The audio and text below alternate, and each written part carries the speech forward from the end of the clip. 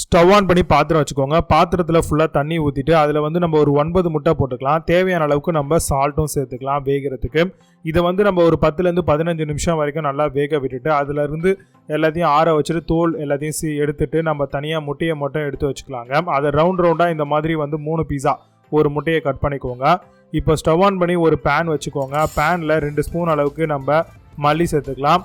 கூடவே 1 ஸ்பூன் அளவுக்கு ஜீரகம், 1 ஸ்பூன் அளவுக்கு தனியா, சீரகம், அதே மாதிரி வந்து நம்ம மிளகும் சேர்த்துக்கலாங்க. கூடவே வந்து பார்த்திங்கன்னா ஒரு 6 வரமிளகாய் போட்டு நல்லா வறுத்துக்கலாம். காஞ்ச கருவேப்பிலை இருந்தால் ஒரு கை நிறைய சேர்த்து வறுத்துக்கோங்க.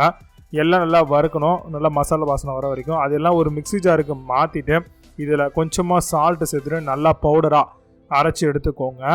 நல்லா வந்து உங்களுக்கு பவுடர் ஃபார்ம் இருக்கும் இந்த அளவுக்கு. இப்போ ஸ்டவ் ஆன் பண்ணி அதே பேன் வச்சு எண்ணெய் ஊற்றிக்கோங்க. எண்ணெய் ஃபுல்லாக ஸ்ப்ரெட் ஆகிற மாதிரி பண்ணிவிட்டு இப்போ நம்ம கட் பண்ணி வச்சுருக்க முட்டையை எல்லாத்தையுமே வந்து அழகாக லைனாக அடிக்கிடுங்க. அந்த எண்ணெயிலேயே கம்ப்ளீட்டாக அடிக்கிட்டு அதில் கொஞ்சோண்டு நம்ம மஞ்சள்தூள் சேர்க்கணும்.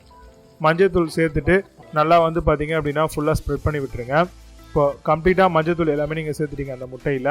சேர்த்ததுக்கப்புறம் இப்போ நம்ம அரைச்சி வச்சிருக்கக்கூடிய அந்த மசாலாவை எல்லாத்தையும் நல்லா மேலே ஃபுல்லாக தூவி விட்டுக்கோங்க. ஃபுல்லாக தூவி விட்டுருங்க. நல்லா கம்ப்ளீட்டாக தூவி விட்டிங்கன்னா உங்களுக்கு பக்கவாக ஆல்மோஸ்ட் ரெடி ஆகிடும்.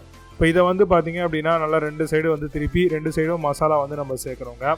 நல்லா சேர்த்தோம் அப்படின்னா நல்லா வந்து உங்களுக்கு சைடு எல்லாமே நல்லா முறுமுறுப்பாக ஓரளவுக்கு நல்லா ஒரு எப்படி சொல்கிறது, நல்லா ஃப்ரை பண்ணால் எந்த அளவுக்கு இருக்கும் அந்த அளவுக்கு ஒரு ரோஸ்ட் ஆகிருக்கும். இப்போ 2 பக்கமும் மசாலா போட்டு இப்போ கொத்தமல்லி நல்லா கொஞ்சமாக எடுத்துகிட்டு கொஞ்சம் ஒரு சைடு ஃபஸ்ட்டு சேர்த்துக்கோங்க.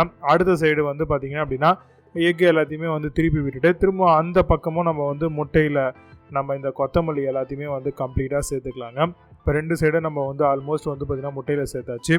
சேர்த்ததுக்கப்புறம் இது நல்லா வந்து ஃப்ரை ஆகட்டும்னு கொஞ்ச நேரம் வெயிட் பண்ணுங்கள். நல்லா ஃப்ரை ஆனதுக்கப்புறம் உங்களுக்கு வந்து அந்த ஆயில் எல்லாமே கொஞ்சம் அப்சர்வ் ஆகியிருக்கும். ஸோ இந்த டைமில் வந்து பார்த்திங்க அப்படின்னா நம்ம ஸ்டவ் வந்து ஆஃப் பண்ணிடலாம். ஆஃப் பண்ணிவிட்டு அதுக்கப்புறம் கொஞ்சம் நேரம் கழித்து நம்ம அழகாக வந்து இதில் பிளேட்டில் வச்சு சர்வ் பண்ணலாம். ரைஸ் கூட இது கூடலாம் வச்சு சாப்பிட்லாம், சப்பாத்தி கூட வச்சு சாப்பிட்லாம். ரொம்பவே டேஸ்டியாக இருக்கும் இந்த எக் ரோஸ்ட். ட்ரை பண்ணி பாருங்கள்.